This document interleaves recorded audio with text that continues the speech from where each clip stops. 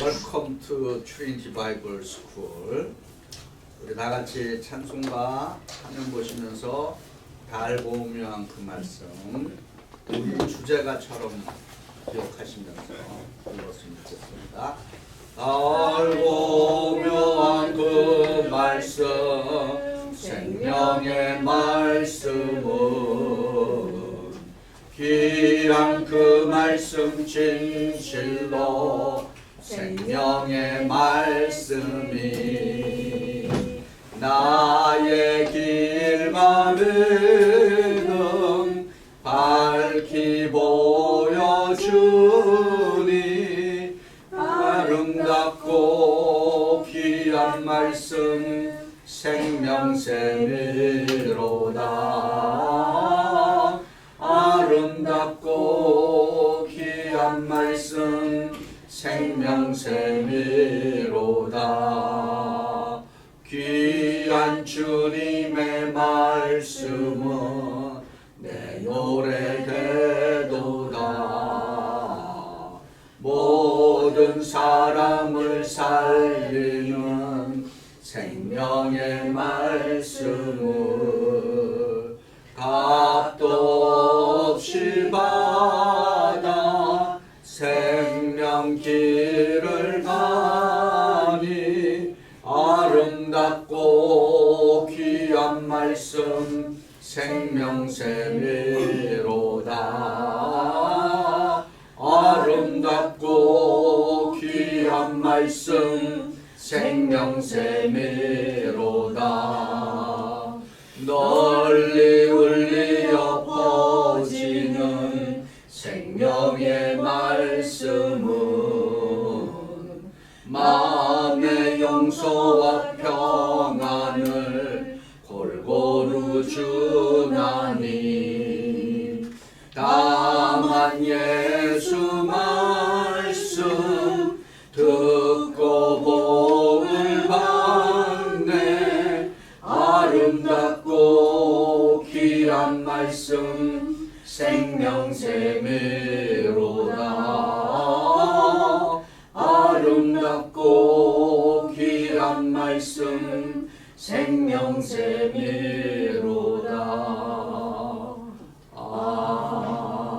아멘. 우리 화면 보시면서 함께 드리는 기도 드립니다.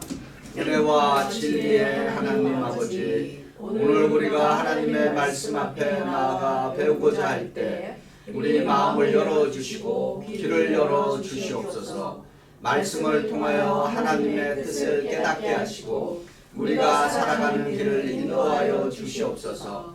말씀의 근원이 되시는 주님, 오늘 이 시간을 통하여 우리 모두가 주님의 성품을 더 닮아가게 하시고 말씀을 통해 우리를 향하신 하나님의 사랑을 더욱 깊이 깨달아 알게 하여 주시옵소서. 성령의 도우심으로 우리가 배우고 묵상한 이 말씀이 우리의 삶 속에서 살아 숨쉬며 주님의 영광을 나타내는 열매를 맺게 하여 주시옵소서. 우리 주 예수 그리스도의 이름으로 기도드립니다. 아멘. 자, 오늘 8가인데 이제 두가 잘 또 견디시고 또 이제 보충 수업 이제 또 준비하도록 하겠습니다. 벌써 8가예요. 이제 다음 두 주만 이제 더 가면 됩니다. 자, 디모데후서 3장 14절 우리의 목적 시작. 너는 배우고 확신한 일에 거하라. 아멘. 세 가지입니다. 첫 번째, 믿음의 확신, 성경을 읽고 배움으로 충성스러운 제자되기, 말씀을 실천함으로 성숙한 제자되기, 말씀에 순종함으로. 아멘.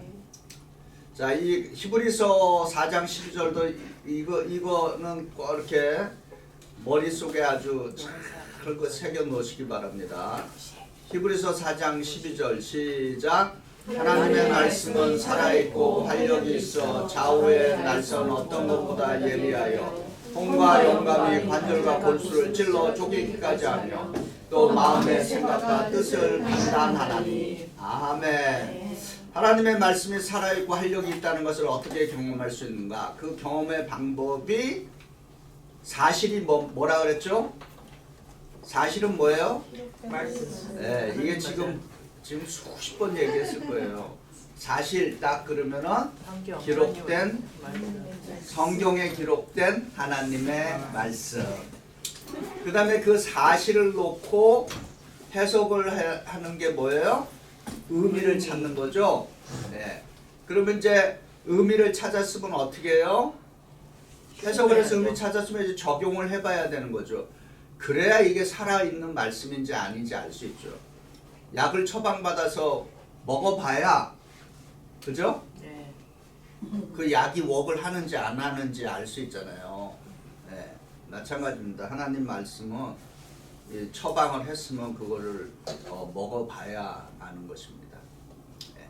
묵상의 의미가 뭐냐면은 주의 말씀을 주야로 묵상한다는 말이 있잖아요. 시편에 그죠? 복 있는 사람. 그런데 묵상한다는 이미지가 되새김질하는 의미가 있습니다. 구약 소나 양은 되새김질 하잖아요. 네, 그래서 그 되새김질 한다는 거는 뭐예요? 처음에는 막 그냥 이것저것 먹고 그 다음에 이제 조용히 서서 그냥 또 꺼내서 씻고 그리고 이제 또 소화시켜서 먹는 게 그런 이미지가 있는 거예요. 묵상한다는. 그래서 그게 그렇게 되면 피와 살이 되는 거죠. 네. 그래서 그걸 가장 또 잘하는 되새김질을 하지는 않지만 비유적으로 잘하는 게 강아지들이에요. 강아지는 뼈다귀를 좋아하잖아요. 근데 강아지가 뼈다귀를 한꺼번에 다 먹어요. 이렇게 뼈다귀 하나 이렇게 주면은 그 뼈를 핥고 빨고 하다가 또 놔뒀다가 또 와서 또 와서 또 빨고 씻고 하갖고 그런 반복을 계속 하잖아요. 네. 그 우리도 사실 그렇게 해야 이 말씀이 진짜 우리 DNA 안에 우리 혈액 안에 피가 되고 살이 되는 것입니다. 자, 오늘의 성경 구절 요한일서 3장 18절 같이 읽어보겠습니다. 시작. 자녀들아 우리가 말과 혀로만 사랑하지 말고 행함과 진실함으로 하자. 아멘. 자, 이 말씀을 잘 기억하시기 바랍니다. 행함과 진실함으로 하자. 자, 이제 우리 교재 286입니다. 286. 자, 가로를 채우세요. 1번 히브리서 11장 6절이에요. 네, 11장 6절. 같이 읽어봅니다. 시작. 믿음이 없이는 하나님을 기쁘시게 하지 못하나니 하나님께 나가는 자는 그가 계신 것과 또한 그가 자기를 찾는 자들에게 상 주시는 의심을 믿어야 할지니라. 아멘. 자, 의심하며 기도하는 사람의 특징이 아닌 것 뭐예요? 야고보 1장 6절부터 8절이죠. 1번, 2번 끈질게 기도하는. 그죠? 예. 바람에 밀려 요동하는 물 의심하며 기도하면은 바람에 밀려 요동하는 물결과 같다 그랬어요. 그다음에 두 마음을 품는 사람들, 정함이 없고. 그러니까 이런 사람들이 기도하면 어떻게 돼요? 기도 응답이 없죠. 예. 이런 마음으로 기도하면 기도 응답이 없습니다. 야고보서가 참 이게 시적으로 잘 표현한 것 같아요. 바람에 밀려 요동하는 물결과 같다. 사실은 그 과학은 왜 파도가 칩니까? 과학 저 인력 때문에 달의 인력 때문에 달과 지구가 서로 끄집어 당기려고 하는 그 인력 때문에 그 물결이 출렁출렁하는 거예요. 아시죠? 네, 그거를 지금 이게 지금 그 야고보가 아주 시적으로 바람에 밀려 요동하는 물결과 같아. 시적으로 이렇게 표현을 하고 있죠. 3번 스스로 경건하다고 생각하지만 자신의 경건이 헛된 것인 사람은 어떤 사람인가? 야고보 1장 26절이에요. 자기 혀를 재갈 물리지 못하는 사람이죠. 참 쉽지가 않아요, 그죠? 네. 그 다음에 야고보 2장 26절 4번 A 없는 몸이 죽은 것 같이 B 없는 믿음은 죽은 것이라. 뭐예요? 영혼이 A 영혼이 없는 몸이 죽은 것 같이 그 다음에 행함이 없는 믿음은 죽은 것이니라. 자, 베드로 5번 베드로전서 2장 9절에 나와 있어요. 너희는 뭐뭐시오? 그렇죠. 너희는 택하신 그 다음 B는 족속, C는 왕과 같은 제사장. 그죠? 택하신 족속 왕과 같은 제사장. 네. 우리는 왕과 같은 제사장입니다. 네. 우리 보고 왕과 같은 제사장이래요. 네. 능력 있는 사람들입니다. 6번 만물의 마지막이 가까이 왔으니 구원받은 백성이 해야 할 일이 아닌 것은 무엇인가? 베드로전서 4장 7절과 8절이에요. 남의 일에 간섭하는 자로 고난을 받으라. 말이 안 되네. 그죠? 2번, 3번, 4번 다 해당하죠. 그죠? 네. 7번 의의 도를 안 후에 받은 거룩한 명령을 저버리는 것보다 A 도리어 그들에게 나으니라. 위에 A를 채우라. 이게 베드로후서 2장 21절이죠. 의의 도를 안 후에 받은 거룩한 명령을 저버리는 것보다 알지 못하는 것이 도리. 그쵸? 우리 그 형사법에도 모르고 저지르는 죄는 좀 뭐래요? 참작이 좀 되죠. 근데 알고서 저지르면은 그건 좀 참작이 안 되죠. 그죠? 그런 걸 뭐라 그래요? 그러니까 살인도 마찬가지예요. 욱해서 살인하는 거는 우발적인 거고요. 그래서 같은 살인이라도 계획적인 살인이 있어요. 그죠? 그걸 영어로 프리메디테이트. 그거 최초로 한 분이 누구예요? 가인이죠. 네. 묵해서 한 게 아니라 그 하나님께서 경고를 주잖아요. 너는 너를 다스려야 된다고 경고를 함에도 불구하고 그거를 계속 묵상하잖아요. 그래갖고 묵상하는 거지. 프리메디테이트. 네. 이미 앞서서 생각을 계속 하는 거예요. 그래서 어떻게 저걸 죽일까? 그렇게 하면은 세속법에도 그렇게 프리메디테이티드 하면은 뭐예요? 계획적인 살인은 훨씬 더 가중 처벌이 됩니다. 아시죠? 예. 근데 제가 한번 말씀드렸죠. 그 범죄학에서 남자들의 범죄는 많은 경우가 욱해갖고 확 저지르는 돌발적인 범죄.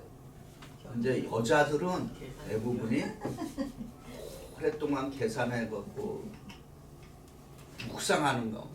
그래서 우리 말에 그런 말이 있잖아요. 여자들이 온유월에 한을 품으면 온유. 여자들이 한을 품으면은 온유월에라도 설이 어이 무시라. 올다? 5월이나 올해 여름이잖아. 여름에도 설이라 여름이다. 네. 그렇습니다. 자, 그래서 알지 못하는 것이 오히려 낫다는 거예요. 그러니까 알고서 거룩한 명령을 저버리는 것보다는 알지 못하는 것이 오히려 낫다. 자, 8번 예수님이 더디 오시는 이유가 아닌 것. 베드로후서 3장 9절이에요. 왜 예수님이 더디 오시게 왜 예수님이 오시는 것이 더디어지고 있을까요? 오래 참으시기 때문이고, 그 다음에 그렇죠. 그 다음에 아무도 멸망하지 않고. 그러면 답은 뭐예요? 1번이죠. 새하늘과 새 땅이 아직 준비되어 있어요. 지금 이 새하늘과 새 땅은 다 준비되어 있어요. 하나님께서 다 계획하고 계세요. 그 다음에 9번 가로 안에 맞는 내용을 쓰세요. 요한일서 1장 9절. 만일 우리가 A하면 그는 미쁘시고 의로우사 우리의 죄를 사하시며 우리를 B에서 깨끗하게 하실 것이요. 그러면 A가 뭐예요? 우리의 죄를 자백한다. 만일 우리가 우리의 죄를 자백하면 그는 미쁘시고 의로우사 우리 죄를 사하시며 우리를 모든 불의에서 깨끗하게 하실 것입니다. 자, 10번. 이 세상에 속한 모든 것의 특징이 아닌 것은 무엇인가? 2장 16절. 그러면 반대로 생각해. 이 세상에 속한 모든 특징이 뭐예요? 육신의 정욕. 맞죠? 네. 안목의 정욕. 맞죠? 세 번째, 이생의 자랑. 아니요. 네. 맞아요. 그러니까 답은 약함을 자랑. 네. 11번 적그리스도에 대한 설명이 아닌 거. 요한 1서 2장 22절 그 다음에 요한이서 1장 7절이에요. 1번. 예. 뭐 목회자 받겠다고 해서 무슨 적그리스도가 되는 그건 말이 안 되지. 예수 그리스도가 오심을 부인하는 사람 적그리스도예요. 아버지와 아들을 부인하는 자 적그리스도예요. 그리스도가 육체로 오심을 부인하는 자 적그리스도예요. 그리스도가 육체로 왔다는 것을 우리 성경의 용어로 뭐라 그래요? 신학적으로 성육신이라고 그러죠. 네, 인카네. 하나님이 인간이 됐다. 그 육체로 오신 거죠. 네. 그다음에 이제 요한일서 3장 18절 아까 말씀드린 대로. 그다음에 이 13번은 우리가 이따 한번 해석 같이 한번 토론을 하죠. 요한 1서 2장 9절 이하 보면 형제를 미워하면 어둠에 있고 사랑하면 빛 가운데 거하는 것이라고 하였습니다. 그렇다면은 내가 빛 가운데 거하기 위하여 형제가 죄를 지을 때 그것을 지적하여 교정하지 말고 모른 척 하란 말인가? 지적하기 시작하면 마음이 미움이 커지는데요. 이거 이따가 한번 여러분 함께 의논해 보도록 하겠습니다. 자, 신약 성경 크게 네 덩어리를 기억하셔야 돼요. 복음서, 사도행전, 서신, 요한계시록. 그러면 사도행전은 뭐예요? 다른 말로 교회사예요. 네? 신약의 교회사가 사도행전입니다. 그래서 여러분 교회의 부흥, 신앙의 부흥을 원하세요? 그죠? 당연히 원하죠. 예. 저도 인생 살면서 목회자로서 가장 소망하는 기도가 항상 이 교회 부흥인데, 그러면 그 부흥을 원한다면은 배워야 될 거 어디서 부흥이 일어나요? 그렇잖아요. 뭔가를 하려면은 잘하는 사람을 뭐 해요? 따라해봐야 되죠. 그걸 다른 뭐 세상적인 말로는 뭐라 그래요? 뭐 프랜차이즈라고 그러고 하고 또 뭐라 그래요? 벤치메이킹이라고도 그러고. 그러면은 우리의 교회가 벤치메이킹 하거나 프랜차이즈 할 만한 게 어디에 있느냐? 사도행전에 있습니다. 네? 사도행전의 교회를 보면은 사도행전에 등장하는 교회들을 보면은 우리가 어떤 교회가 돼야 하는지를 이미 사도행전이 가리키고 있어요. 네. 그럼 사도행전의 가장 대표적인 두 교회가 어디예요? 예루살렘 교회는 최초의 교회, 또 하나 안디옥. 그죠? 네. 그러면 안디옥 교회의 가장 핵심은 뭐예요? 그리스도라고 불렸고, 그리고 그 교회가 했던 가장 뛰어난 사역은 선교하는 교회였어요. 안디옥 교회. 네. 예루살렘 교회는 이 지구상의 어떤 교회예요? 모체가 되는 교회. 그죠? 모든 지구상의 신약의 교회의 출발은 예루살렘 교회예요. 사도행전 2장에. 그죠? 그리고 그 교회가 어떤 교회였는가를 잘 봐야 되고, 그 다음에 또 대표적으로 그리스도인이라고 불렸던 안디옥 교회가 어떻게 되는가. 그걸 우리가 그 말씀을 잘 우리가 보면은 어떻게, 그러니까 우리가 그 시대로는 못 돌아가요. 그죠? 그러나 여전히 뭐를 찾아낼 수 있다? 그 교회들이 갖고 있는 프린스플은 무슨 얘기인지 아시죠? 그 교회를 우리가 문자적으로는 적용을 할 수가 없어요. 이미 역사적인 시대가 다 달라졌기 때문에. 그러나 여전히 그 교회가 갖고 있는 영적인 원리는 있어요. 그 교회들이. 그러면 그거를 우리가 이제 적용을 해야 되는 거죠. 오늘 이 시대에 맞게끔. 그래서 초대교회로 돌아가자. 그 얘기는 다른 말로 뭐라 그랬어요? 사도행전으로 돌아가자. 그리고 더 핀포인트로 찍으면은 사도행전 2장의 교회. 그리고 그 사도행전 2장은 예루살렘 교회가 뭐를 하고 있는가를 잘 증거하고 있어요. 그 다음에 안디옥의 교회. 이렇게 그 두 교회가 예루살렘 교회 구성 인원은 멤버들은 메인 멤버가 누구예요? 유대 그리스도인이에요. 반면에 안디옥 교회 구성 인원은 누구예요? 그렇죠. 헬라파 쪽이에요. 네. 이방 그러니까 그 영적인 두 세력이 아주 그 초대교회에 잘 발전하고 있었다. 그래서 그거를 우리가 모델로 삼아야 되는 거예요. 사실 건강한 교회가 되려면. 그리고 건강한 신앙인이 되려면 그 두 교회의 모델에 원리를 우리가 뽑아내야 되는 거예요. 원리를 뽑아내려면 어떻게 해야 되겠어요? 말씀을 배워야지. 그 뭐가 되는지 이게 어떻게 해서 이렇게 성장을 했는지를 봐야지 이게 이거 여기서 우리가 붙들어야 되는 게 뭐다. 이제 이런 것이 나오죠. 그다음에 이제 서신, 요한계시록 이렇게 있습니다. 요한계시록 안에도 소아시아의 몇 교회예요? 7교회. 그 7교회도 우리에게 귀한 모델이 되고 있습니다. 거기에는 부정적인 모델과 긍정적인 모델들이 나오죠. 그죠? 네. 그래서 아무튼 이 신약 성경에 등장하는 많은 교회의 모델들에서 우리가 다양한 그 프린시플을 우리가 뽑아낼 수 있습니다. 아니, 그러기 위해서는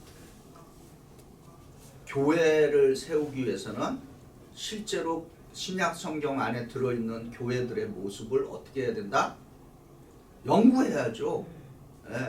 그 교회들이 어떻게 했는가를.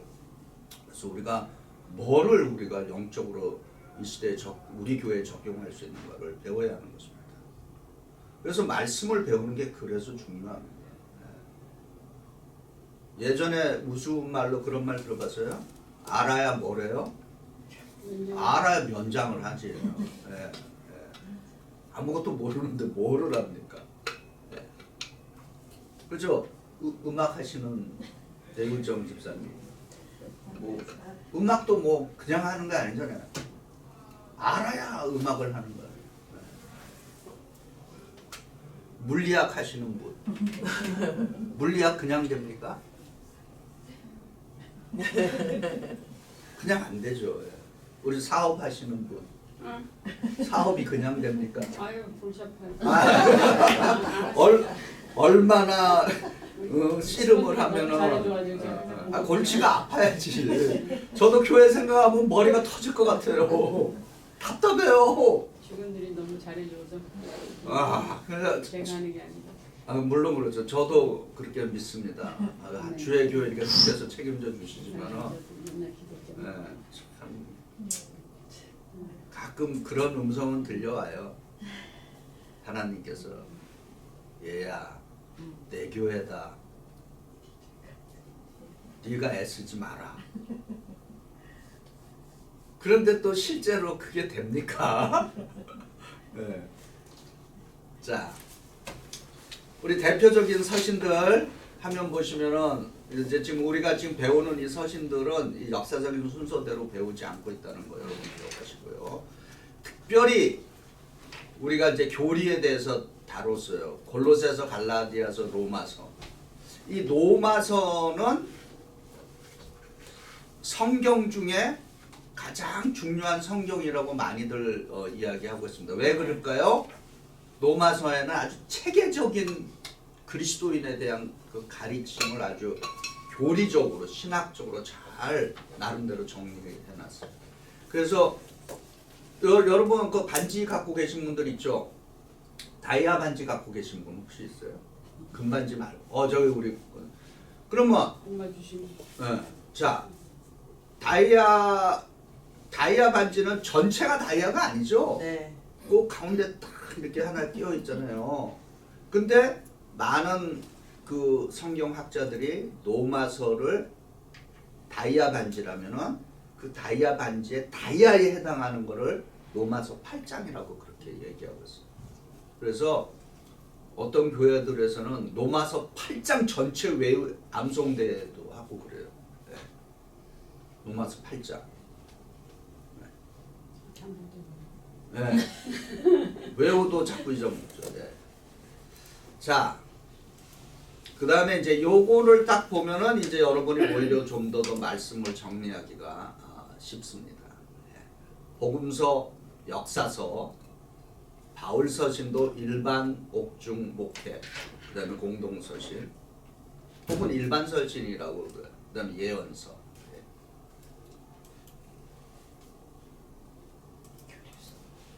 그런 수가.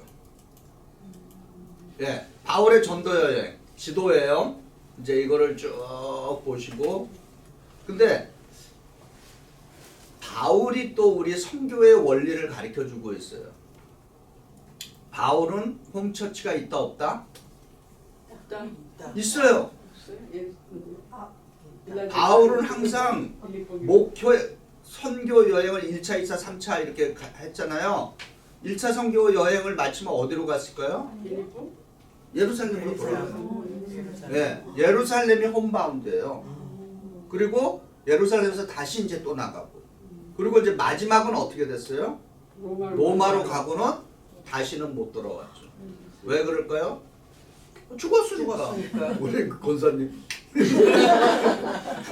네, 저기 바울은 참수형을 당했어. 비헤디드.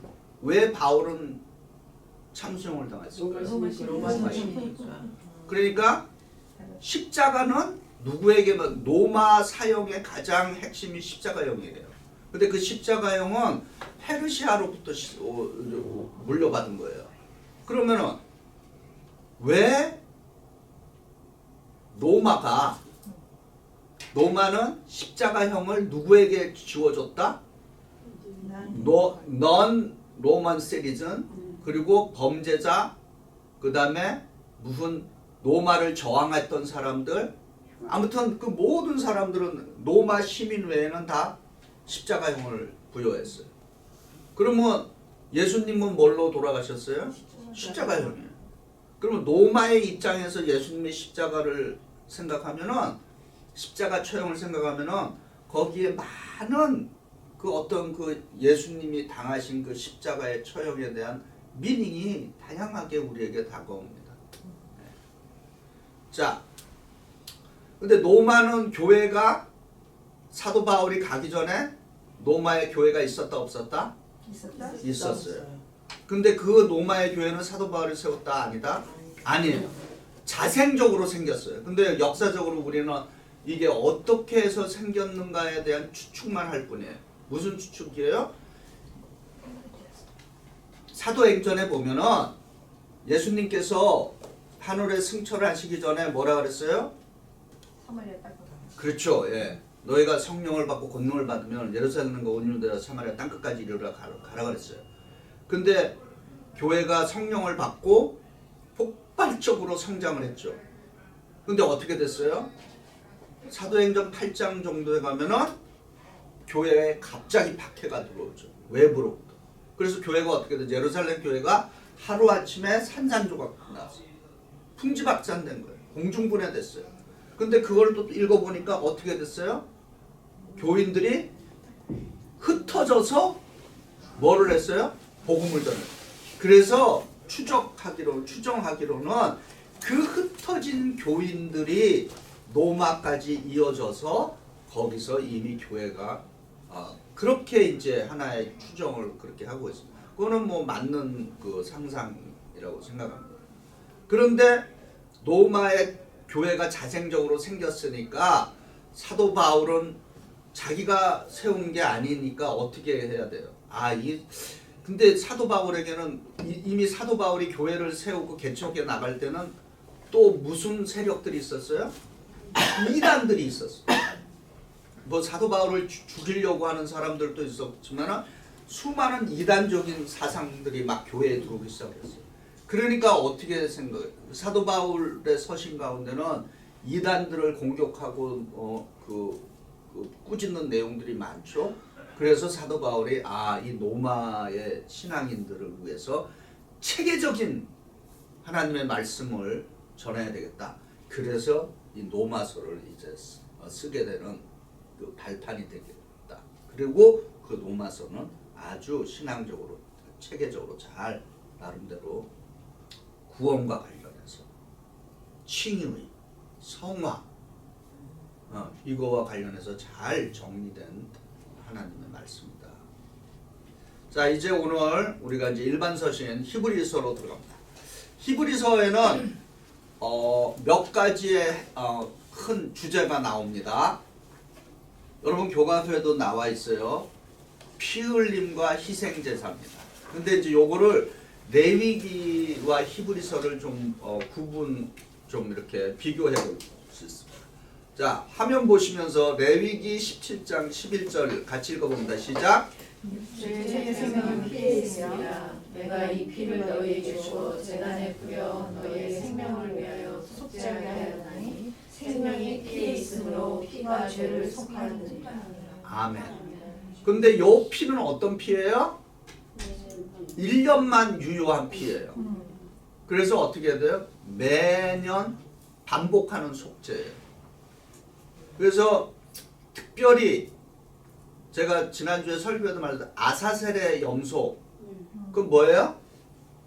죄를 지어서 백성의 죄를 염소에게 다 뒤집어 씌워갖고 광야로 내버려서 광야에서 죽게 하는 거죠. 그거를 아사셀의 염소라고 그래요.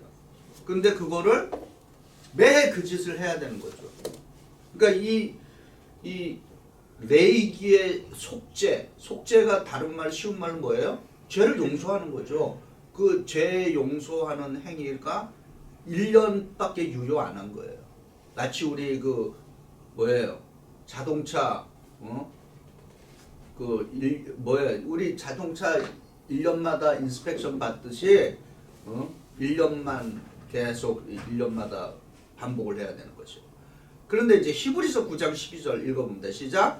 염소와 송아지의 피로 하지 아니하고 오직 자기의 피로 영원한 속죄를 이루사 단번에 성소에 들어가셨느니라. 아멘. 그 다음에 히브리서 10장 12절 시작.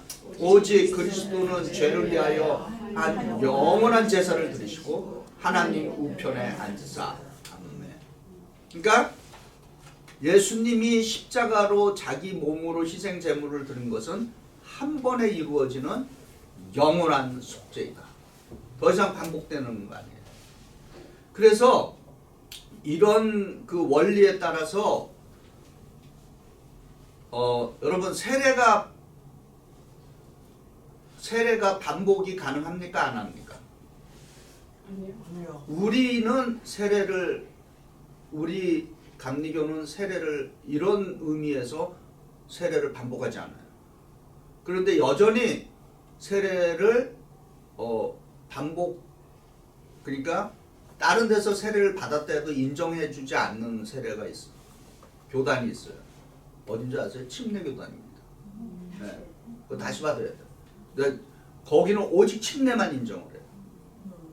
만약에 물속에 그냥 푹 들어갔다가 나와야 돼요. 네. 우리처럼 이 교회에서 이렇게 이제 제가 세례를 베푸는 그거를 스프링클이라 그래요. 예?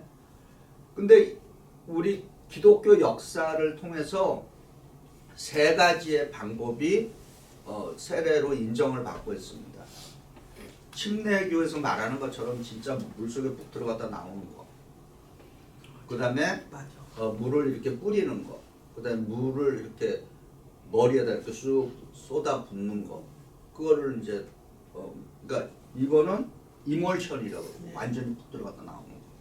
그 다음에 스프링클이라고 그러죠 우리가. 그러니까 우리 교회는 스프링클을 지금 사용하고 있는 거죠. 일종의. 근데 기독교 역사를 통해서 그 세 가지가 다 인정을 받고 있어요. 그런데 침례교는 오직 그 한 가지만, 세례는 완전히 물속에 들어갔다 나와야 된다.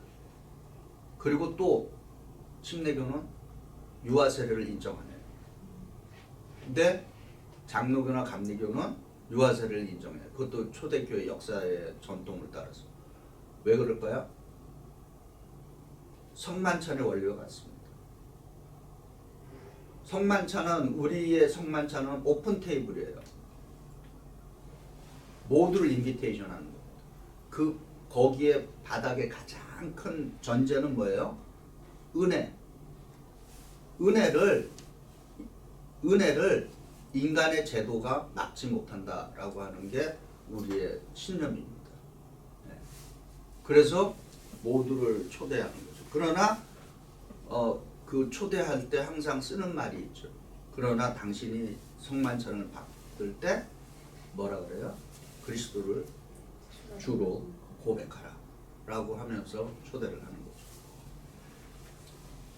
세례는 반복되지 않습니다. 그러나 우리는 유아 세례도 인정한다 라고 하는 거. 그런 게 이제 우리 개신교 안에서 좀 이렇게 세례에 대한 다른 이해들을 갖고 있습니다. 그 다음에 또 성만찬도 마찬가지예요. 성만찬도 어떤 개신교에서는 세례받는 사람만 참여할 수 있게끔. 그런데 그런 거는 솔직히 말해서 인간이 만들어낸 제도죠, 일종의.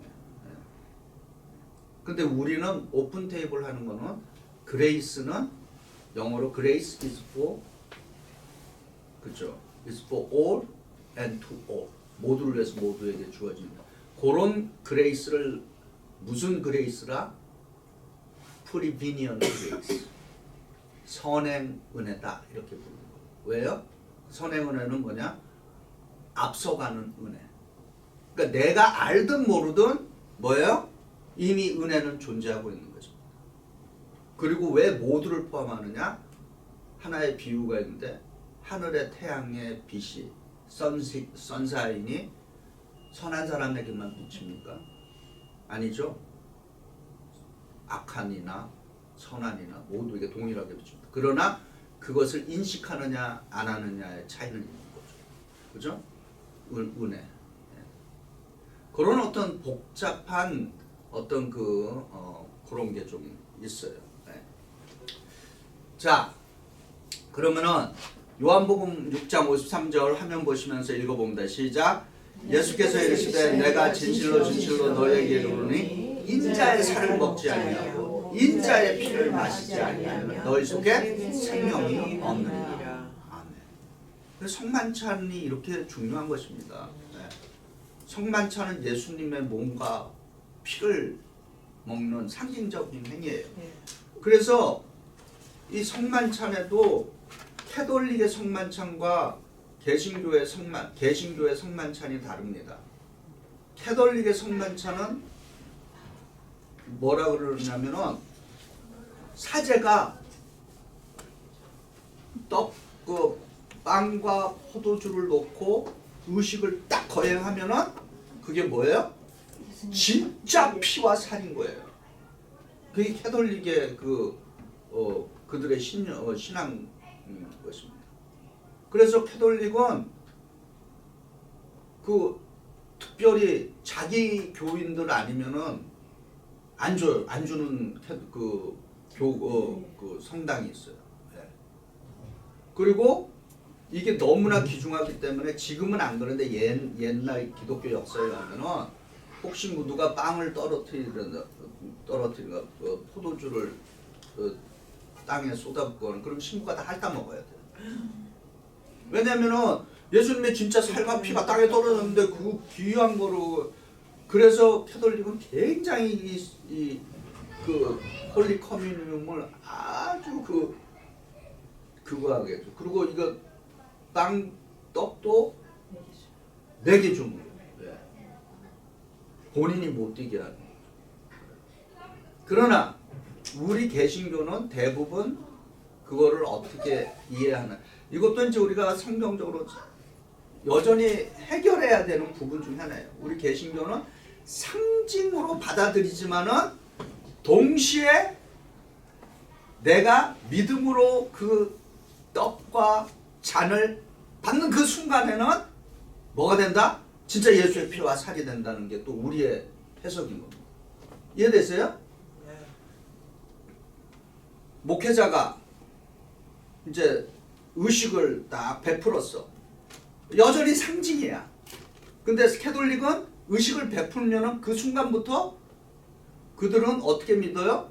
그 빵과 포도주가 진짜 예수의 피와 살이다. 이렇게 믿어요. 근데 우리는 내가 담임 목사가 의식을 거행했다 해도 그 놓여 있는 것은 여전히 상징입니다. 근데 이제 여기에 무슨 차이가 있느냐? 내가 믿음을 갖고 그 빵과 포도주를 찍어서 딱 먹는 순간에는 진짜 피와 살이 된다라고 하는 그 아주 애매모호한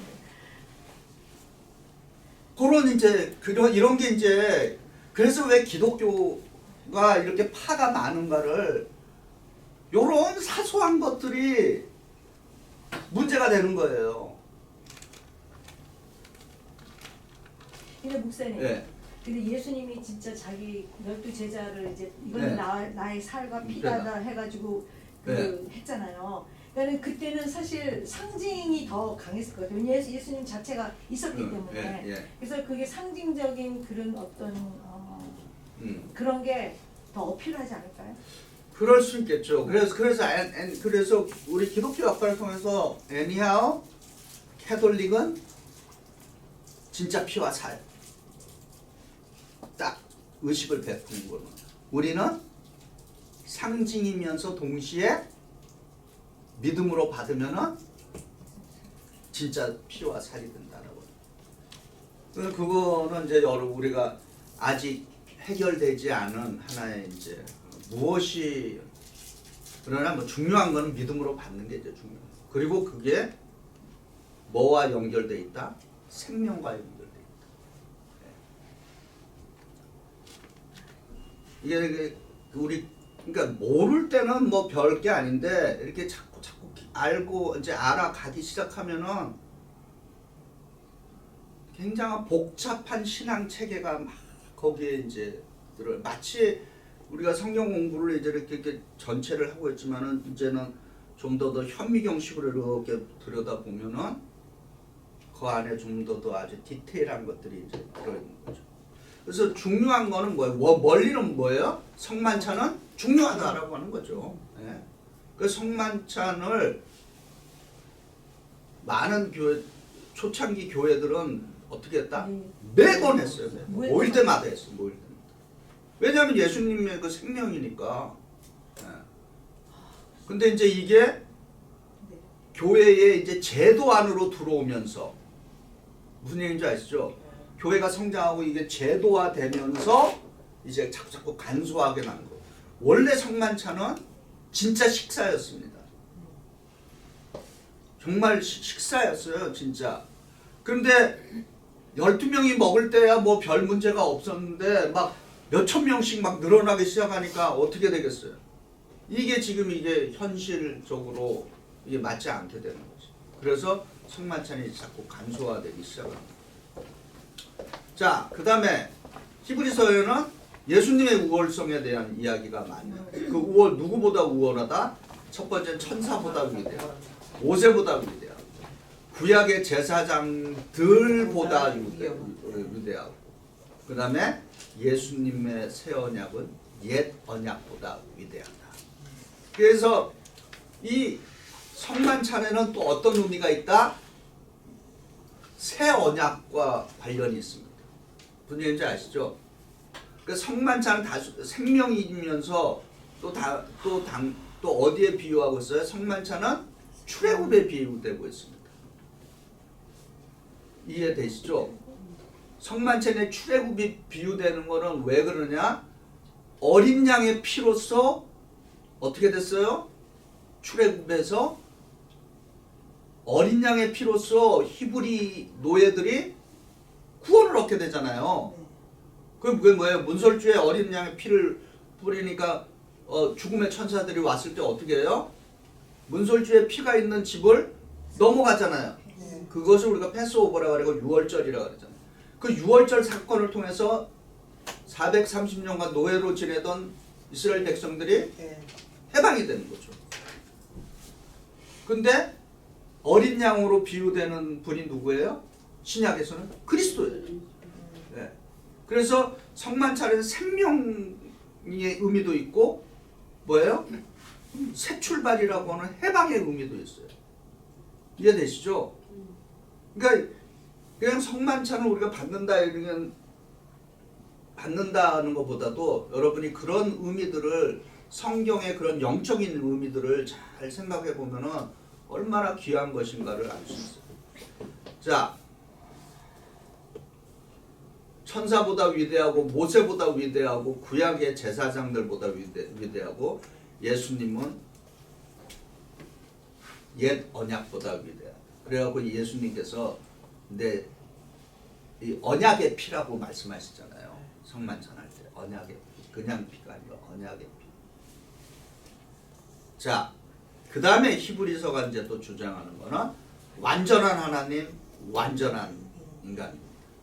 자, 완전한 하나님부터 보죠. 히브리서 1장 3절 읽어봅니다. 시작. 이는 하나님의 그 영광의 광채시요 그 본체의 형상이시라. 그의 능력이 말씀으로 만물을 붙드시며 죄를 정결하게 하는 일을 하시고 높은 곳에 계신 지극히 크신 이의 우편에 앉으셨느니라. 예수님은 여기서 완전한 하나님으로 표현되고 있습니다.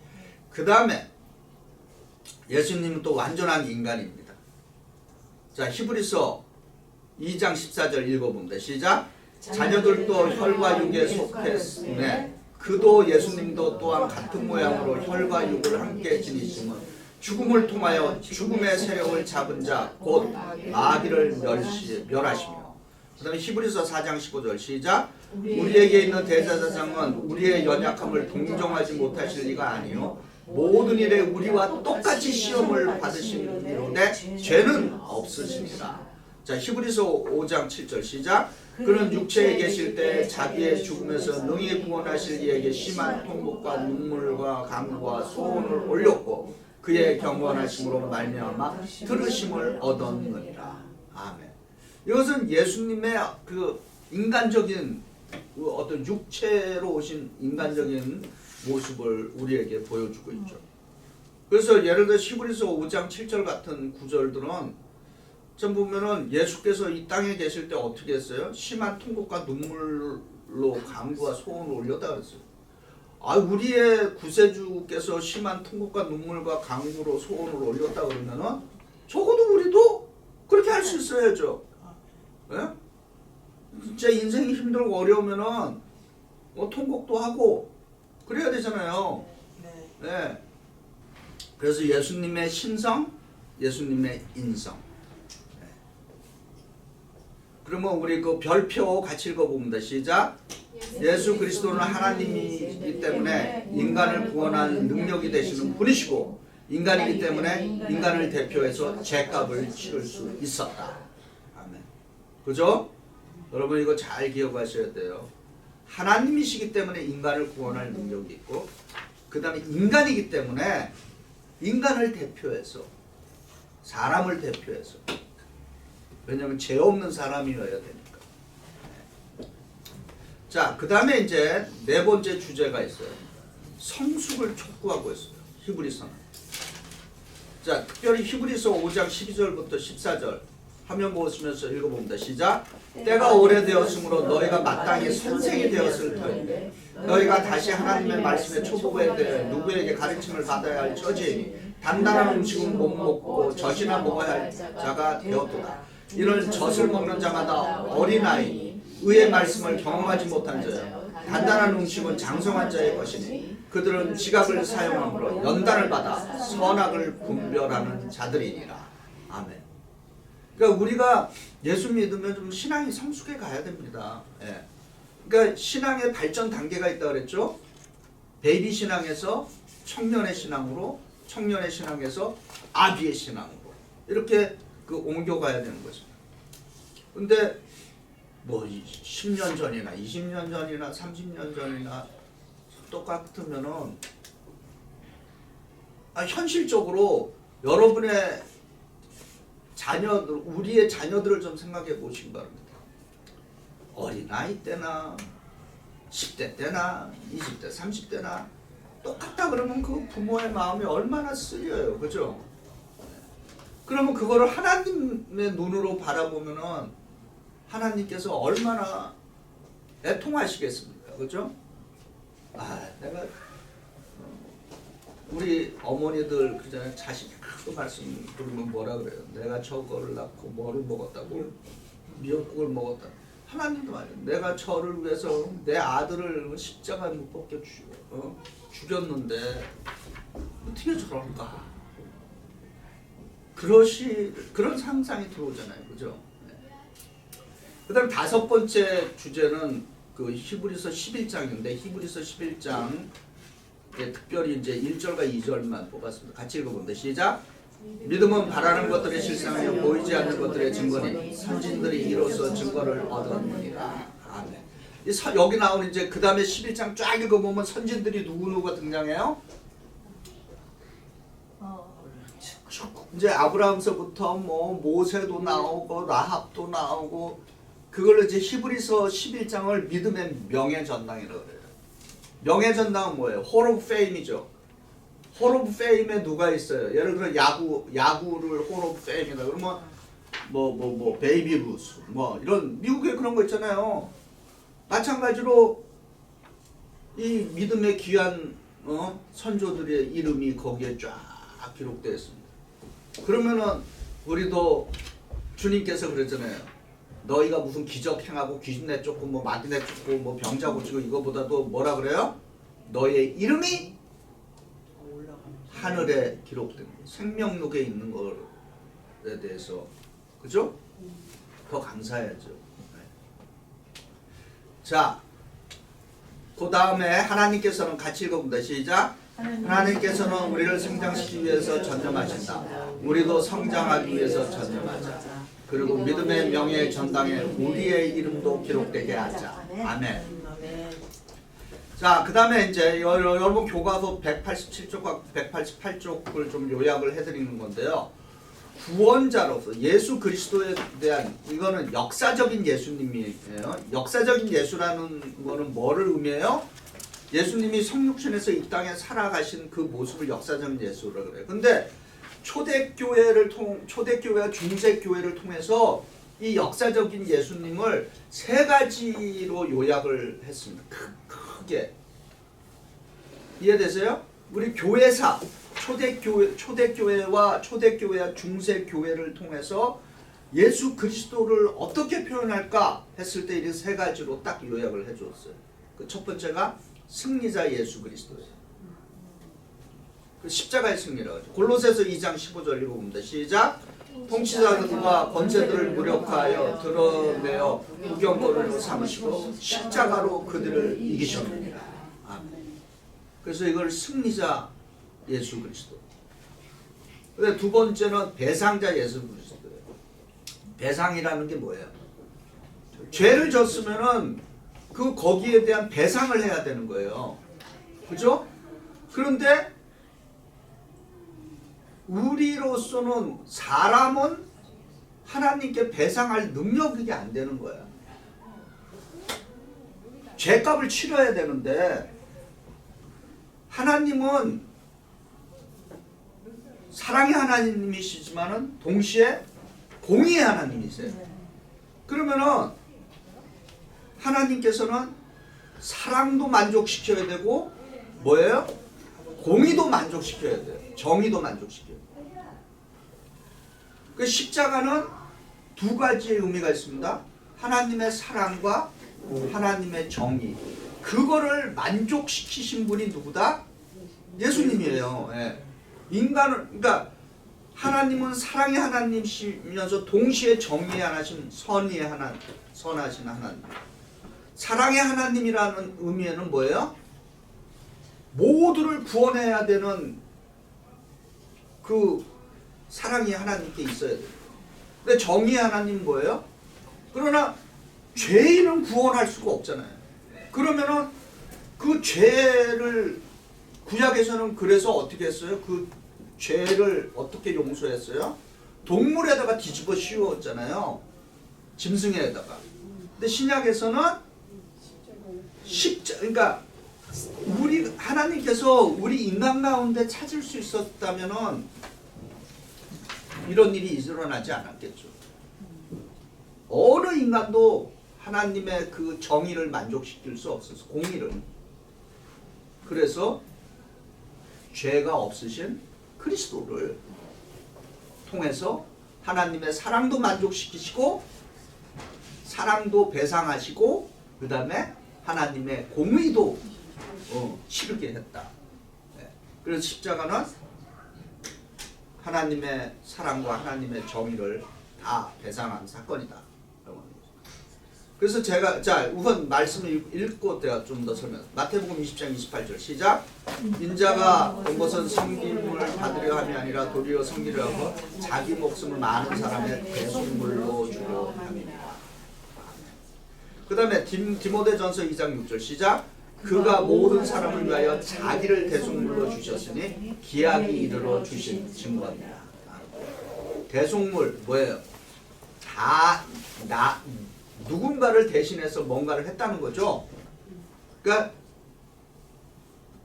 예수께서 우리를 대신해서 값을 치렀다라고 하는 것입니다. 여기에 우리 기독교의 위대한 메시지가 있는 거예요. 모든 타종교는 자기가 치를 수 있다는 전제를 깔고 있어요. 이해되세요? 모든 타종교는 내가 죄값을 치를 수 있는 능력이 있다라고 보는 거예요. 스스로. 네, 스스로. 그래서 쉽게 얘기하면 이렇게 비유 들을 수 있어요. 값이에요. 프라이스, 머니란 말이에요. 근데 마귀가 나를 인질로 잡았어요. 지금 이제 비유를 둡니다. 마귀가 나를 인질로 잡았어요. 그럼 인질에게 요구하는 건 뭐예요? 인질범들이 나를 인질로 잡아가면 뭐를 요구해요? 돈. 몸값을 요구하잖아. 몸값. 돈이잖아요. 몸값. 그런데 모든 타종교들은 어떻게 생각한다? 나를 사로잡은 인질범에게 내가 몸값을 지불할 능력이 있다라고 보는 그런 전제가 깔려 있는 거예요. 이해되세요? 근데 우리 기독교는 인질범이 나를 잡았는데 내가 인질범이 몸값을 요구하는데 그 몸값을 지불할 능력이 하나도 없다라고 하는 것이 우리의 믿음인 거예요. 우리의 전제인 거예요.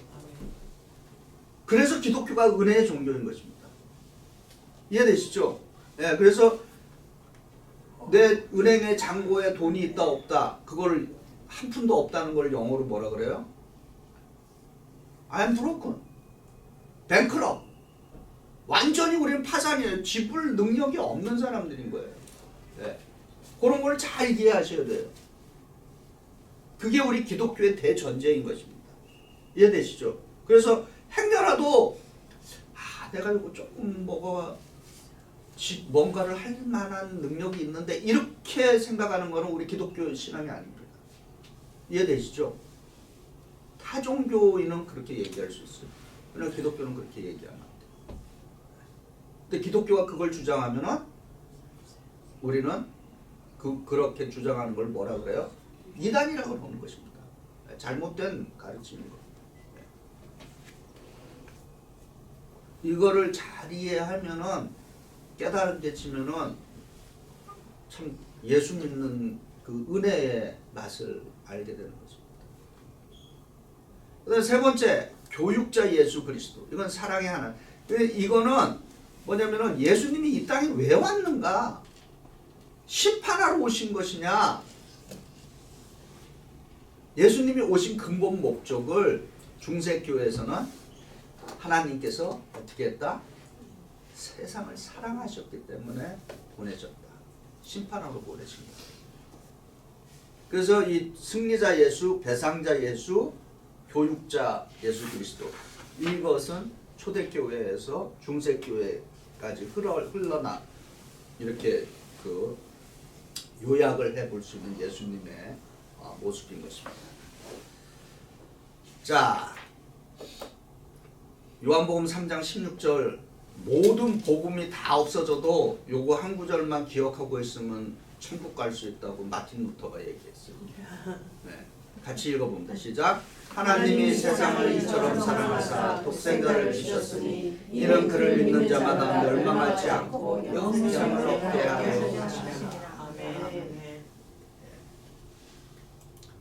자, 이제 일반 서신으로 넘어갑니다. 야고보, 베드로 전후서, 요한 1, 2, 3서, 유다서. 일반 서신의 세 가지 특징이 있어요. 이거 여러분 교재 190쪽, 191쪽에 있습니다.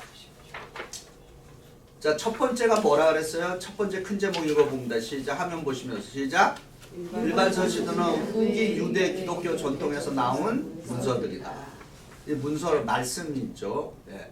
왜 그렇게 됐냐? 예수님은 살아생전에 뭐라 그랬어요? 너희 가운데 내가 다시 오는 것을 볼 자들이 있을 거라고 말씀해 주셨어요. 그런데 초대교회에서는 금방 예수님이 오실 거라고 믿었어요. 이렇게 지연되리라고는 생각을 못했지.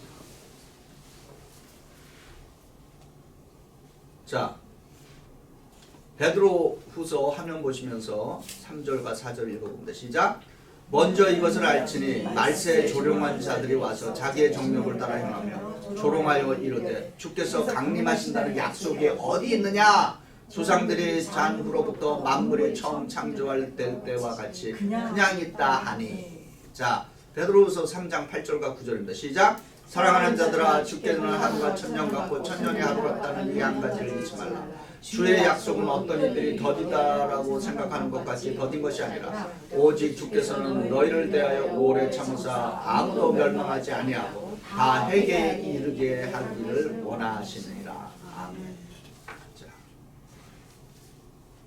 지연된 종말이 지연이 되니까 이제 교회 안에 별의별 사건들이 다 터지는 거죠. 역사를 통해서. 그래서 수많은 이단들이 이제 일어나게 돼요. 그래서 이 지연된 종말론에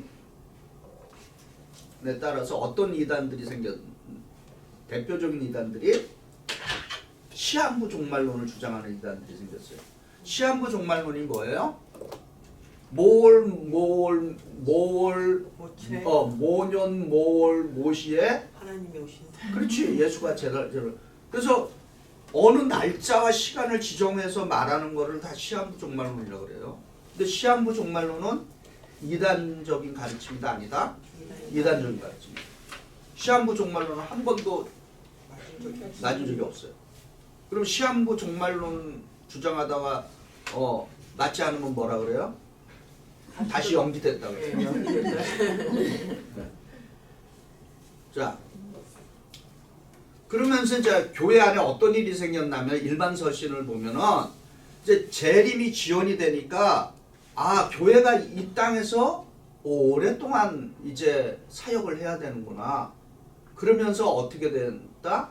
교회를 사역을 하려면은 이런 일들이 이제 있어야 된다. 그래갖고 교회 안에 직분제도, 교회의 제도들이 이제 차차차 이렇게 마련되기 시작합니다. 원래 교회 첫 번째 출발을 할 때는 그런 게 필요가 없었어요. 그죠? 그런데 교회가 폭발적으로 막 성장해 가면서 교회 질서를 잡아야 되잖아. 그죠? 무질서하면 안 되니까. 그러니까 그런 그 교회의 행정적인 사역들이 막 일어나는 거죠. 그게 최초로 일어난 게 언제예요? 신약에서. 7집사 이야기. 그렇잖아요. 처음에는 12사도만 있으면 됐는데 교회가 폭발적으로 성장하니까 12사도들 갖고는 안 되는 거예요, 일이. 그렇잖아요. 그래서 7사도들을 뽑는 이제 그런 일들이 이제 생기면서 이제 점점 가면서 교회가 점점 더 발전해 가면서 교회 안에 직분 제도들도 점점 교회 직분 제도 플러스 교회 제도들이 점점 어떻게 된다? 발전되고 있는 체계적으로. 그것이 이제 일반 서신에서 나온 이야기입니다. 자, 그다음에 세 번째 신앙의 성숙과 행위를 이제 강조하게 돼요. 자, 이것도 이제 어떻게 봐야 되는 시점으로 생각하셔야 됩니다. 원래는 예수님이 금방 오신다 그랬으니까 이런 성숙이나 뭐 행위 이거가 사실은 어떤 면에서 필요가 없을 수 있어요. 그런데 예수님의 돌아오심, 재림이 점점 지연되다 보니까 신앙의 형태들이 별의별 모양으로 이제 다 이제 막 나오기 시작한 거죠. 그러니까 교회의 지도자들이 이제 고민이 생기기 시작하는 거지. 제가 지금 인간적으로 지금 말씀드리는 거예요. 좀 논리적으로, 좀 이성적으로. 그러다 보니까 별의별 신앙의 형태들이 막 생겨요. 그런 모습들이 어디에 나와? 고린도서를 읽어보면은 교회 안에 온갖 상상할 수 없는 일들이 막 터지는 거죠.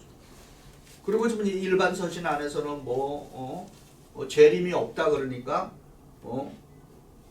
별의별 일이 생겨서 뭐 윤리적으로 도덕적으로 타락하는 일들이 막 이제 생기기 시작하는 거죠. 그리고 또 뭐예요? 아, 그냥 믿음만 있으면 되는 거지 뭐. 그러니까 행위 자체가 지금 문제가 많이 생기는 거예요. 교회가 발전해 가는 그 과정 속에서. 그래서 야고보는 그 2장 17절에 말하는 것처럼 이와 같이 행함이 없는 믿음은 그 자체가 죽은 것이다.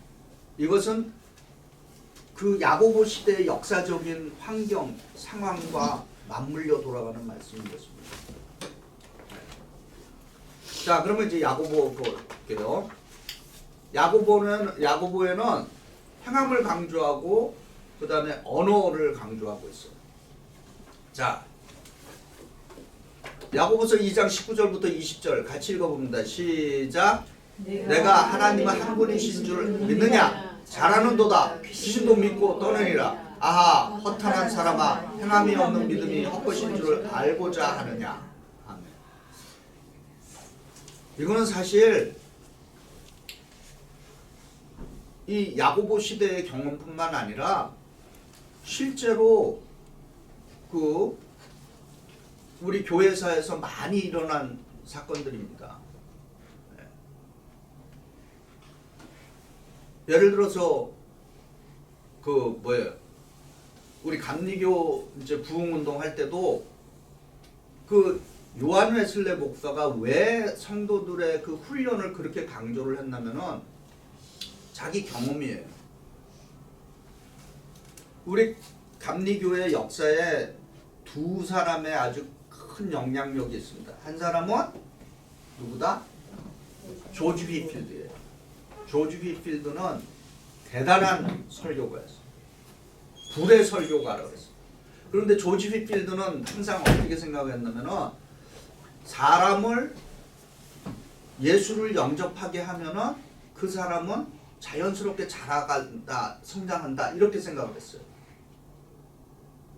근데 요한 웨슬레가 이제 실제 경험을 한 거예요. 가서 막 해갖고 회개시키고 이제 그 집회를 열고 회개를 시키고 이제 그래 사람들을 이제 그렇게 한 거예요. 그리고 1, 2년 후에 다시 그 교회로 갔더니 사람들이 다 온 것 같은데 없더라는 거야.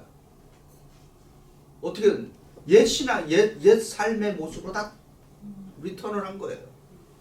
그래서 웨슬레가 사람이 그 구세주를 영접하는 것이 기독교의 입문이지만은 그 사람을 끝까지 예수 믿는 사람으로 데려가기 위해서는 그를 양육해야 된다라고 하는 것이 이제 웨슬레의 핵심이 됐습니다. 그래서 뭐를 만들었어요? 양육하기 위해서 속회를 만든 거예요. 그래서 말씀을 집중적으로 가르치고 그리고 평신도 이제 설교자들을 만들어냈어요. 그 사람들은 어떤 분들이었냐면은 이제 웨슬레가 가르친 거를 요한 웨슬레가 설교문을 그대로 다 써서 다 나눠줬어요. 그리고 뭐라 그랬냐면 제가 이제 예를 들어서 설교문 하나 써서 김순도 권사님한테 줬어. 그러면서 제가 얘기하는 거예요.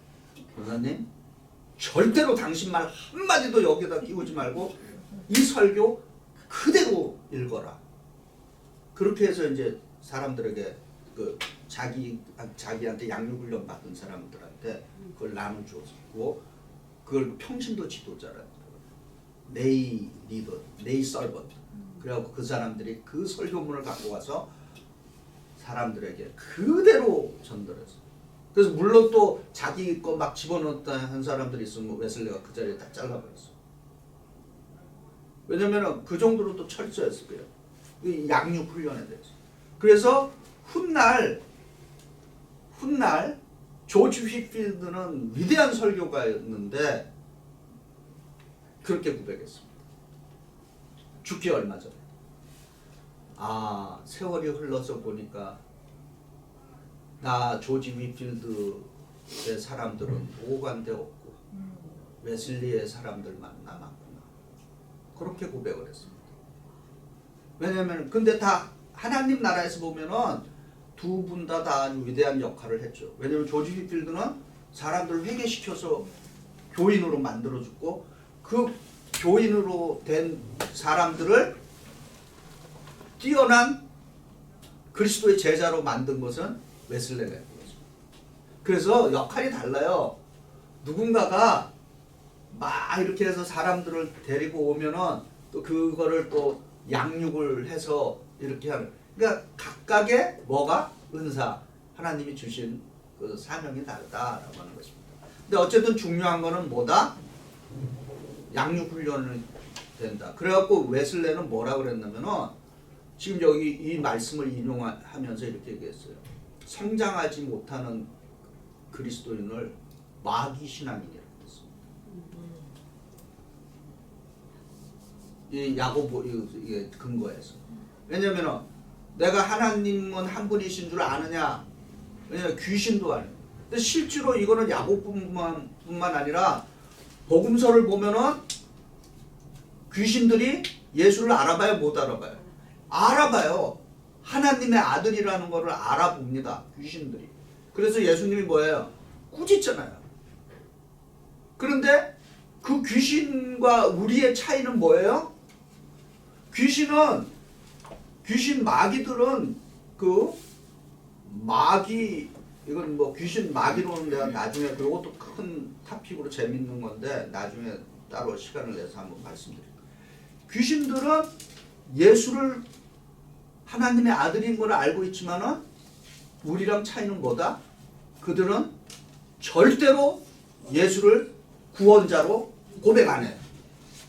받아들이지 않는 거죠. 마찬가지죠. 네. 그러니까 우리가 뭐가 중요해? 아는 것으로는 만족해서 안 된다는 거죠. 귀신도 알고 있어요. 허다못해 지금 오늘날에도 불교의 스님들 가운데 여러분이나 저만큼 성경을 알고 있는 스님들도 있어요. 그러나 그분들은 뭐예요? 절대로 예수를 구세주로는 고백을 안 해요. 그냥 하나의 지식으로 갖고 있는 거죠. 자, 그래갖고 이제 종교개혁 시대 믿음의 세 가지가 이제 여러분 제가 이제 그 193, 194쪽 제가 요약을 해드렸습니다. 이게 이제 종교개혁 시대는 중세잖아요. 중세는 정보, 지적 믿음, 개인의 신뢰 이렇게 이제 근데 이제 이걸 이제 제 나름대로 붙이면은 정보는 들음으로 나오는 거예요. 그래서 이걸 머리의 믿음이라고 그래요. 그리고 지적인 동의, 그리고 개인의 신뢰 이렇게 이제 중세의 그 믿음의 세 가지 카테고리인데 이거를 이제 오늘 좀 우리식으로 쉽게 표현하면 머리의 믿음, 가슴의 믿음, 손발의 믿음으로 이렇게 분류해 볼 수 있죠. 그래서 종교개혁자 마틴 루터가 그런 말을 했어요. 이 세상에서 가장 먼 여행이 있다고 그랬습니다. 이 세상에서 가장 먼 여행 뭘까요? 믿음의 여행인데 맞아요. 머리에서 가슴으로의 여행이라고 했어요. 그만큼 그 다음에 마틴 루터는 진정한 회개를 어디에다가 봤냐면요. 회개도 세 부분으로 나눴어요. 머리의 회개, 지성의 회개죠. 그다음에 가슴의 회개, 마음의 회개예요. 근데 마지막 회개가 하나 더 있습니다. 돈지갑의 회개. 돈지갑의 회개. 물질의 회개. 거기까지 안 가면은 진정한 회개가 아니라 그랬어요. 그래갖고 재밌는 예화도 많아요. 뭐야? 어떤 사람이 세례를 받는데 침례를 받는데 물속에 다들 쑥 들어갔다 나와야 되는데 돈 젖을까봐 돈 지갑은 이렇게 들고 쑥 들어갔다 나왔다는 그런 웃지 못하는 그런 얘기도 있습니다. 그만큼 돈 지갑의 회개가 쉽지 않다는 얘기를 참 하고 있는 거죠. 그래서 머리의 믿음은 가슴으로 옮겨가고 가슴의 믿음이 손발의 믿음으로 옮겨가야 한다라고 하는 거죠. 그다음 두 번째, 언어의 문제를 강조했죠. 왜냐하면 말 그 자체에 파워가 있기 때문이죠. 말 잘해야 돼요. 야고보서 1장 26절 같이 읽어봅니다. 시작. 누구든지 스스로 경건하다 생각하며 자기 혀를 재갈 물리지 아니하고 자기 마음을 속이면 이 사람의 경건은 헛것이라. 자, 야고보 3장 6절 시작. 혀는 고 불요 불의 세계라. 혀는 우리 지체 중에 온몸을 더럽히고 삶의 수레바퀴를 불사르느니 그 사르는 것이 지옥불에서 나느니라. 참 우리 야고보는 참 굉장히 그 영적인 것을 굉장히 시적인 표현으로 아주 잘하고 있어요. 그 다음에 잠언 18장 21절 시작. 죽고 사는 것이 혀의 권세에 달렸다니 혀를 쓰기를 좋아하는 자는 그 열매를 얻으리라. 그러니까 말을 잘해야 되는 거예요. 그리고 우리 저기 모세오경에서 그 이스라엘 백성들이 막 불평불만하니까 하나님께서 뭐라 그래요? 내 귀에 들린 대로 너희에게 행하리라. 그래갖고 어떻게 됐어요? 1세대들은 광야에서 다 죽었어요. 불평불명한 그 말대로 그렇게 했습니다. 그래서 뭐 생각은 그렇게 한다 할지라도 우리가 말은 진짜 왜냐면 이 말 자체에 열매 힘이 있는 거예요.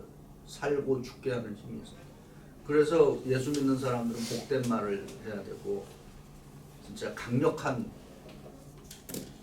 선포를 해야 되는 거죠.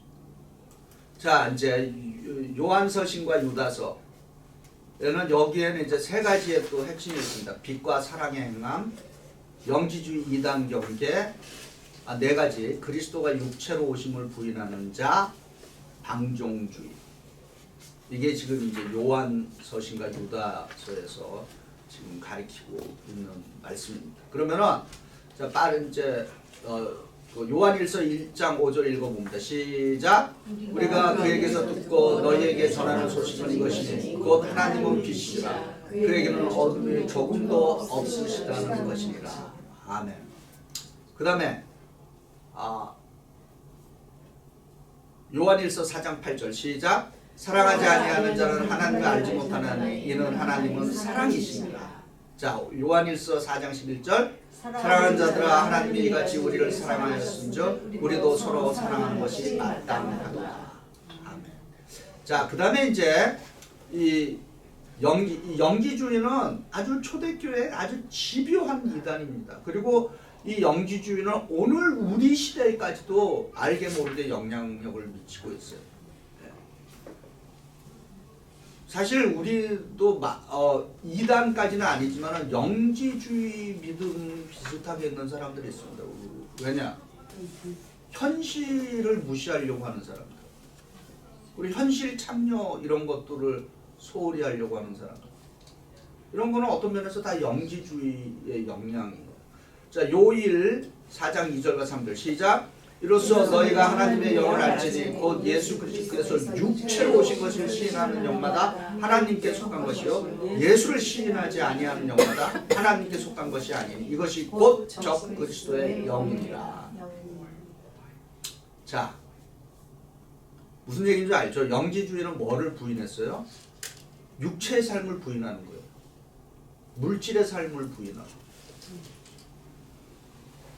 자, 그다음 세 번째 그리스도가 육체로 오신 거 이것도 이제 계속해서 요한일서에도 나오고요. 그다음에 이제 유다서에 보면은 방종주의자예요. 이제 이런 육체의 삶은 다 그 악한 거고 이러니까 아이 극도의 뭐가 생겼다? 금욕주의자가 생겼으면서 동시에 또 에이 뭐 육체 다 죄악 거니까 이거 아무렇게나 사용하자 그랬거든. 극도의 금욕주의와 또 뭐가야? 극도의 방종주의자들이 이제 생겨나는 거예요. 온갖 악한 행위들이요. 자, 읽어봅니다. 유다서 1장 4절 시작. 이는 가만히 들어온 사람 몇이 있습니다. 그들은 옛적부터 이 판결을 받기로 미루된 자니 경건하지 아니하여 우리 하나님의 은혜를 도리어 방탕한 것으로 바꾸고 홀로 하나의 주제 곧 우리 주 예수 그리스도를 부인하는 자니라. 아멘. 그죠? 우리 하나님의 은혜를 도리어 방탕한 것으로 바꿨다. 자, 그다음에 이제 베드로전후서 이제 마지막입니다. 고난 이 두 가지 주제 고난과 하나님의 복 거짓 교사들. 이 거짓 교사들도 이거는 이제 초대교회 이단들이죠. 자, 베드로전서 2장 19절 20절 읽어봅니다. 시작. 부당하게 하나님을 생각함으로 슬픔을 참으면 이는 아니하나 죄가 있어 매를 맞고 참으면 무슨 칭찬이 있으리요. 그러나 선을 행함으로 고난을 받고 참으면 이는 하나님 앞에 아름다우니라. 아멘. 자, 베드로전서 4장 15절 시작. 너희든지 누구든지 살인이나 도둑질이나 악행이나 남의 일을 간섭하는 자로 고난을 받지 말려니와. 자, 그 다음에 거짓 교사들을 추방하라 그럽니다. 2장 12절부터 14절 같이 읽어봅니다. 시작. 어떤 거짓 교사들인지 시작. 그러나 이 사람들은 본래 잡혀 죽기 위하여 난 이성 없는 짐승 같아서 그 알지 못하는 것을 비방하고 그들의 멸망 가운데 멸망을 당하고 불의의 값으로 불의를 당하고 낮에 즐기고 노는 것을 기쁘게 여기는 자들이 점과 흠이라. 너희와 함께 연애할 때 그들의 속임수로 즐기고 놀며 음식이 가득한 눈을 가지고 범죄하기를 그치지 아니하고 굳세지 못한 영혼들을 유혹하며 탐욕에 연단된 마음을 가진 자들이 저주의 자식이다. 아니 근데 목사님 이런 사람들이 같은 교회에 다닌다는 있었죠. 얘기예요? 있었죠. 교회 안에. 고린도 교회는 여러분 고린도 전후서 읽어보면은 고린도 교회 안에는 극도로 성적으로 타락한 사람들이 있었는데도 불구하고 교인들이 별 얘기를 안 하는 거에 대해서 사도 바울이 또 막 질책을 하고. 네. 자, 이제 마지막입니다. 질문과 토론. 아까 이제 요한 1서 2장 9절에 보면 형제를 미워하면 어둠에 있고 사랑하면 빛 가운데 거하는 것이라 한다. 그렇다면 내가 빛 가운데 거하기 위하여 형제가 죄를 질 때 그것을 지적하여 교정하지 말고 모른 척하란 말인가? 지적하기 시작하면 미움이 커지는데 이런 경우 어떻게 해야 되나? 어떻게 했으면 좋겠어요?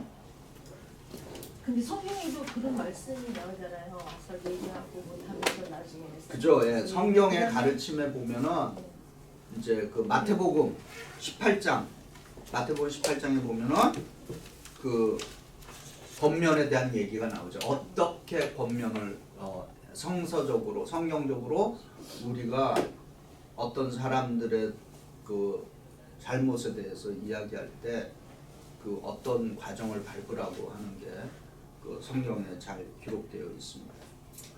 중요한 건 뭐예요? 핵심은 뭐예요? 죄를 무시해서는 안 된다는 거죠. 네. 어떤 거는 우리가 생각해서 그냥 덮고 넘어갈 것도 있지만은 어떤 것들은 그 죄에 대해서 민감해야 돼요. 그 얘기를 해야 돼요. 그리고 죄송해요.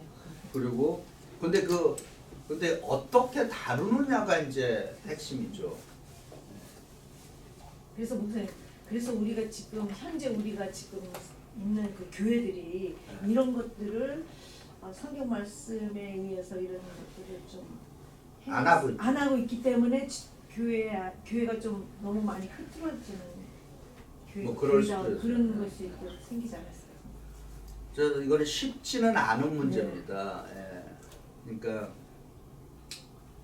지도자. 근데 제가 이제 많이 생각해. 예전에는 제가 제 목회를 딱 이렇게 뒤돌아보면 크게 두 가지로 갈라져요. 인생 목회 전반기는 핵심이 저스티스였어요. 정의, 뭐가 선이냐, 뭐가 옳으냐, 이런 거가 굉장히 저를 많이 지배했어요. 근데 이제 인생 후반기의 목회는 키워드가 있습니다. 그레이스, 은혜. 그래서 이제는 이렇게 볼 때 물론 정의를 무시하는 건 아닌데 이제 제 삶의 기울기가 은혜 쪽으로 많이 기울어져 있죠. 그래서 이제 그렇게 하다 보니까 이제 제 생각에는 이런 게 들어요. 아, 그럴 수도 있겠다. 근데 그 전에는 어떻게 저러지? 도저히 봐줄 수 없네. 이제 이렇게 이제 그렇게 되면은 진짜 인생 괴롭습니다. 그래서 제가 말씀드렸잖아요. 제가 초창기 목회할 때는 너무 교회를 힘들게 하고 어렵게 하는 사람을 개인적으로 불러내갖고 막 꾸짖고 막 그래가지고 근데 그런 일이 있어서는 안 되죠 사실은. 근데 젊어서는 좀 혈기가 있어가지고 그러고 싶은데 나이 드니까 그러는 것도 좀 참게 돼요. 그렇지 맞아요. 그래서 저도 나는 더하니까 그래서 그냥 너무 그래서 저도 이제 은혜 쪽으로 이렇게 오니까 어떤 때는 성질이 좀 나오죠. 뭐 그거 감출 수 없어요. 예. 아니 근데 목사님 제가 경험한 건데 제가 그 목사님들에 대한 좀 뭐라고 말해야 그 굉장히 뭐라 그러나 크리스천이 많았어요. 리더들이시니까. 네. 그래서 예전에는 저도 아무것도 모르고 되게는 직선적으로 목사님에 대해서 챌린지를 했어요. 네. 근데 제가 요즘이 아니라 이제 나중에 깨달은 게 기도하고 사랑으로 얘기를 해야 될 것 같아요. 그런 것들. 왜냐하면 맞아요. 우리가 사람이니까 얘기를 해야 될 때는 얘기를 해야 되거든요, 사실. 네. 그리고 제가 얘기를 해서 제가 잘못했으면 또 여기 토론해서 네, 이렇게 네, 막. 네. 근데 그게 기도와 그 사랑으로 하지 않으면은 결과적으로는 싸움이 돼요. 그게 부딪히고, 교회에 네. 도움이 하나도 안 되는 거죠. 나한테도 도움 안 되고. 네, 맞아요. 그거 되게 중요합니다. 그래서 사랑으로 도와야 돼요. 제일 힘든 건 본인이에요. 자신을 네. 제일 힘든. 사랑으로 돕고 진리 안에서 검명을 해야 됩니다. 그래서 그걸 받아들이는 사람이 예를 들어 이제 저한테 뭐 누가 얘기할 때 이 사람이 나를 좀 도와주기 위해서 진심으로 얘기하는구나, 아니면 이 사람이 나를 힘들게 하기 위해서, 물론 그 판단도 이제 하는 게 중요한데 사람이 느끼잖아요. 이 사람은 지금 나를 어떻게 해코지 하려고 하는 것보다는 나에게 이런 깨우침을 주는구나. 이제 그렇게 이제 받아들이면은 뭐 충분히 받아들일 수 있죠. 그리고 이제 지금은 제가 초창기에 막 이렇게 뭐라 했던 분들도 가만히 이제 지나면서 보니까 이런 생각이 들어요. 그 사람, 그분들도 나를 얼마나 답답하게 생각했을까. 왜냐면 목회 초년생이니 당시 뭐 저 집사, 권사, 장로님들 눈에 보면 아유 저 어린 사람이 저게 뭐를 하나. 그분들도 힘들었을 거다. 이제 그때는 그걸 깨닫지 못했죠. 네. 그리고 이제 시간 지나면서 그분들이 또 내 선생이었구나. 이제 또 그런 것도 이제 좀 있고. 근데 그런 깨달음이 오기까지에는 수십 년의 시간들이 지나가야 되는. 그게 안타깝지. 믿음이 들어가고 예수님이 점점 이제 네. 성격도 변하잖아요. 그래서 저는 그거를 믿어요. 많은 경우에 그런 얘기는 해요. 예수 믿어도 성격은 안 변한다고 그러는데 근데 저는 그건 동의하지 않습니다. 저도요. 동의하지 않습니다. 변합니다. 네. 복음이 들어가면 성격도 변합니다. 죽습니다. 그래서 이제 저랑 가장 가까운 분을 제가 보면서 복음이 들어가면 저렇게 변하는 분. 가장 가까운 분, 제 어머니. 저희 어머님이 한때 CEO였어요. 지금은 그냥 뒷방 할머니지만 네? 한때 30대, 40대, 50대 뭐 이럴 때는 굉장했습니다. 서슬이 시퍼러고 그래서 제가 어떻게 저런 분이 예수를 믿나. 근데 다 세월이 지나니까 그래서 제가 우리 어머니 보면서 사람 복음은 사람을 변화시킨다. 맞아요.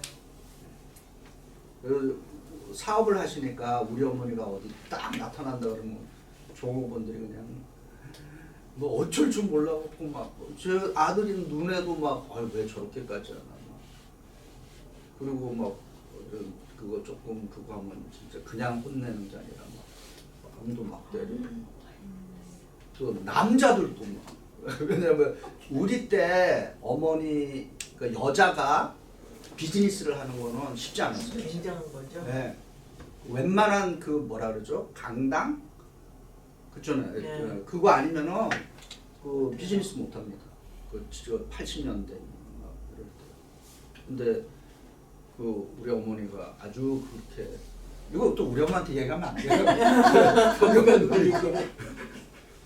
근데 지금은 완전히 이제 새로운 분으로.